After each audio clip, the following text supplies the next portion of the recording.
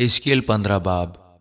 اور خداوند کا کلام مجھ پر نازل ہوا کہ اے آدم زاد، کیا تاک کی لکڑی اور درختوں کی لکڑی سے یعنی شاخ انگور جنگل کے درختوں سے کچھ بہتر ہے؟ کیا اس کی لکڑی کوئی لیتا ہے کہ اس سے کچھ بنائے، یا لوگ اس کی کھونٹیاں بنا لیتے ہیں کہ ان پر برتن لٹکائیں؟ دیکھ، وہ آگ میں ایندھن کے لیے ڈالی جاتی ہے۔ جب آگ اس کے دونوں سروں کو کھا گئی اور درمیانی حصہ کو بھسم کر چکی تو کیا کسی کام کی ہے؟ دیکھ، جب وہ سالم تھی تو کسی کام کی نہ تھی، اور جب آگ سے جل گئی تو کس کام کی ہے؟ بس خداوند خدا یوں فرماتا ہے کہ جس طرح میں نے جنگل کے درختوں میں سے انگور کے درخت کو آگ کا ایندھن بنایا، اسی طرح یروشلم کے باشندوں کو بناؤں گا، اور میرا چہرہ ان کے خلاف ہوگا۔